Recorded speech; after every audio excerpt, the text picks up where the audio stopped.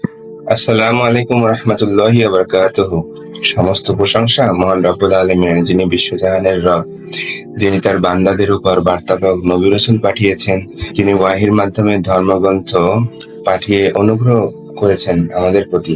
এই ধর্মগ্রন্থ আল কোরআনে চিন্তাশীল লোকদের জন্য চিন্তার খোরাক রয়েছে, যার ভিতরে অতীতের সত্য কাহিনী এবং সংবাদ গ্রহণের পথ রয়েছে। ইহার সাহায্যে সৎ ও সরল পথে চলার ইনস্ট্রাকশন রয়েছে। ইহার ভিতরে আদেশ নিষেধ পরিষ্কারভাবে বর্ণনা করা হয়েছে এবং হালাল এবং হারামের মধ্যে পার্থক্য বুঝিয়ে দেওয়া হয়েছে। ইহা জ্যোতি বা নূর, যা সূরা নূরের ৩৫ নম্বর আয়াত যদি আমরা অ্যানালাইসিস করি, এটা আমরা সহজেই বুঝতে পারব। ইহা দ্বারা অন্তরের অহংকার দূরীভূত হয়, মানুষ বিনম্রভাবে চলার চেষ্টা করে।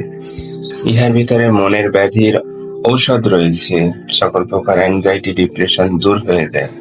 অনেক অত্যাচারী সম্প্রদায় ইহার বিরোধিতা করে, যার প্রভাবে আল জব্বার আল্লাহ সুবহানাহু ওয়া তাআলা তাদেরকে কিভাবে ধ্বংস করেছেন তা এখানে বিশদভাবে বর্ণনা করা আছে। যে ব্যক্তি ইহার জ্ঞান থেকে বিমুখ হয় এবং অন্য জ্ঞান অন্বেষণ করে, নিশ্চয়ই আল্লাহ তাকে পথভ্রষ্ট করবেন। কারণ কোরআন সুন্নাহ জীবিত ইলম, যাহার কোনো পরিবর্তন নাই।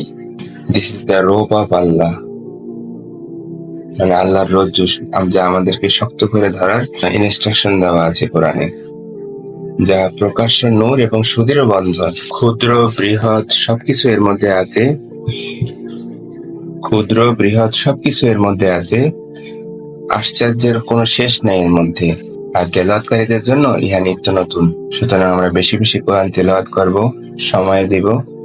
একটা নির্দিষ্ট সময়ে আমরা কোরআন তেলাওয়াতে নিজেদেরকে নিয়োজিত রাখবো, ইনশাআল্লাহ। এর থেকে ভালো বন্ধু আর হতে পারে না।